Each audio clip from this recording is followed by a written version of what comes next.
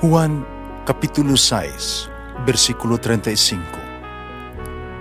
Si Jesus miingon kanila, "Ako mao ang pan nga naghatag sa kinabuhi. Ang muari kanako dili nagayod gutomon, ug ang mutuo kanako dili nagayod uhawon." Ang mga puno Pan sa kinabuhi.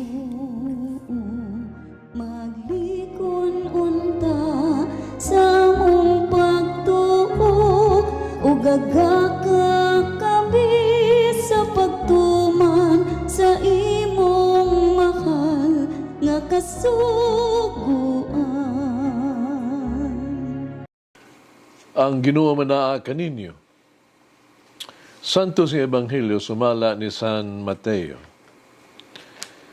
Sa diha nga ang tanang tinun-an nagapundok dito sa Galilea, miingon si Jesus kanila, ang anak sa tao, habit na itugyan ngadto sa mga tao, mapatay kaniya. Apan sa ikatulo ka adlaw, mabanhaw siya. Tungod niini, nasubo pag-ayo ang mga tinun-an. Sa pag-abot ni Jesus o sa iyang mga tinun-an dito sa Capernaum, ang mga kabalero sa buhis alang sa templo, miduol kang Pedro og nangutana, "Nagbayad ba ang inyong magtutudlo sa buhis alang sa templo?" "Oo, nagbayad," mitubag si Pedro. Sa pagsulod ni Pedro sa balay, miuna pagsulti sa Jesus, "Simon, unsa may imong huna-huna? Kinsa man ang magbayad og buhis o sa mga bayranan ngadto sa mga hari nining kalibutan? Ang mga lungsuranon ba o ang mga langyaw?" Si Pedro mitubag, "Ang mga langyaw." Si Jesus miingon, "Kung mao ka na, ang mga lungsuranon dili kinahanglan mo bayad. Apan, dili kita buot nga kining mga tawhana masilo. Busa lakaw ngadto sa lanaw o pamasol. Bitara ang unang isda nga mukubit, ug sa baba niini hikit-an mo ang usa ka salapi nga igong ibayad sa imo ug sa kuang buhis alang sa templo. Kuha kini ug bayre ang atong buhis." Ang Ebanghelyo sa Ginoo. Pasalamati ang Diyos sa tanang mga Diyos, ang iyang gugma manungtanon. Pasalamati ang Ginoo sa mga Ginoo, ang iyang gugma balungtaron.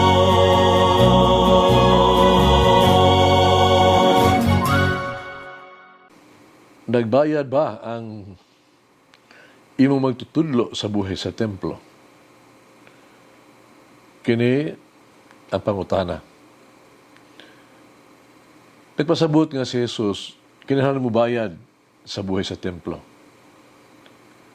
Ang mga pare o mga rabay, dili kinahanglan untag mo bayad og buhay sa templo. Ug si Jesus nga gitawag og magtutudlo, dili untag gyud obligado pagbayad og buhi sa templo. Dugang pa, ang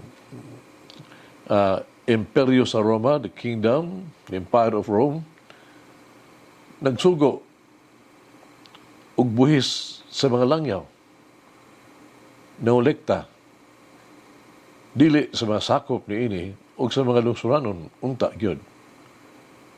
Busa, si Jesus wala jud tay kinahanglan nga mabayad og buhis sa templo. Apan gisugo ni Jesus si Pedro sa pagbayad sa buhis sa templo. Ngano man, kitungod kay gusto ni Jesus nga likayan ang paghatag og iskandalo.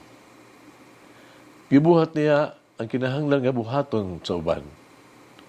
Mao nga sa pagbayad sa buhis sa templo. Si Jesus dili gusto makapasilo sa uban pinagis pagdili pagbayad sa buhi sa templo. Gisalikuan ni Jesus ang iyang katungod nga dili ta makaapil sa buhi sa templo aron dili makapasilo sa mga otoridad sa templo. O sa pagbayad sa buhi sa templo, gisugo ni Jesus si Pedro nga pumabalik sa ihang kanhing trabaho sa pagpangisda. Ipadayag ni Jesus ngadto kang Pedro kang salapi alang sa buhi sa templo kinahanglan gikan silang kagulingong sa kahago, gikan sa ilang kagulingong mga singot. Dinay si Jesus nagmatuod sa kabililhon sa trabaho. Sa kanindot sa matinud-anon nga pagkinabuhi o sa katungdanan sa pagtahod sa gobyerno sa sibil nga obligasyon. Sa pagsugo kang Pedro sa pag-adto sa dagat, pagmamasol ug mga isda. Gipadayag ni Jesus kanila ang katinuod sa pag-atiman sa Dios. Ang Dios sa iyang kaayo mohatag sa kinahanglan alang kanato. Ang Dios uban siyang walay kinutuban nga gugma alang kanato, maghatag kanato og paagi aron matuman ang tanan. Samang paagi, ang atoang ihatag kinahanglan magikan usab sa kaayo sa tuang kasing-kasing, gikan sa matinuorong nga mga buhat sa tuang mga kamot. Ato ang ipaambit ang kinahanglan magpakita sa tuang gugma o pag-atiman sa uban. Gibayran ni Jesus ang buhis sa templo para ipakita usab ang iyang pagtahod sa templo. Ibayad siya tungod kay naobserbahan niya ang pagtahod sa balaod at ang pagkataon karon ng atong kaugalingon. Giyon sa nato papakita ang atong pagtahod sa balaod sa estado o sa mga sugo sa simbahan. Ituban man nato uban sa gugma o pagkabana sa atong obligasyon ngadto sa estado ug simbahan. Sugilan nung kini sa usa ka na national school competition. No? Usa ka gitawag tog ilang star athlete, no? Ang nagrepresentar sa ilang region, no? Ang iyang pag-apil usa ka pribilehiyo alang kaniya na siya makakompetensya sa labi mga maayo magdudula sa laing mga eskwelahan. Miadto siya aron makadaog siya bulawang medalya iyang pangandoy isip sa nining mga espesyal nga kalikukan pag sa dula. Atol sa itawag to press conference, siya miingon ang usa ka nasugdong medalya kanunay yung espesyal og halandumon gyud. Kini ang medalya alang sa ako ang sa region nga akong gipresentahan alang si Mayan ini. Usab ang akong medalya naghulagway usab sa ako ang paningkamot ug sa akong talento. Hagit sa kinabuhi. Unsa pa ang andam natong itanyag o itugyan para kay Jesus. Mag-ampo kita. Langit ng Amahan, magagagahong ang Ginoong Diyos. Ikaw ang tinubdan sa tanang kaalam. Ikaw ang tuburan sa tanang grasya o kaayo. Tabangi ako sa paghatag kanimo, sa angay kanimo. Pagtahod ug dungog sa imuhang ngalan. Pagtuman ug pagsunod sa imong mga sugo.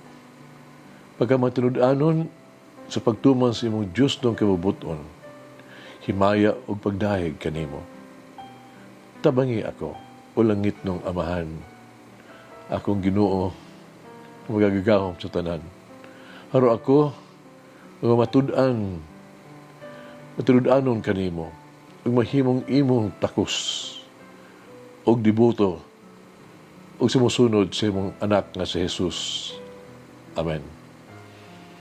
Mama Mary, open my eyes to the marvelous wonders of God. Mulangin ang Diyos magagahom sa tanan, Amahan, Anak, Espiritu Santo. Amen. May the Lord of the divine mercy bless us all, heal us from all diseases and suffering. Ayun unta niya kita, tanang mga sakit na sa lawas o sa kalag, body and soul. In the name of the Father, the Son, and of the Holy Spirit. Jesus, I trust in you. Amen. Whoever eats the bread of life will never hunger, says the Lord. Kay galaan inyong nabati ang pagpaambit ug hamubong pamalandong sa pulong sa Dios pinaagi sa tulumanon pan sa kinabuhi nga gidumala ni Monsignor Daddy Silva. Hangtod na usab sa sunod higayon, daghang salamat.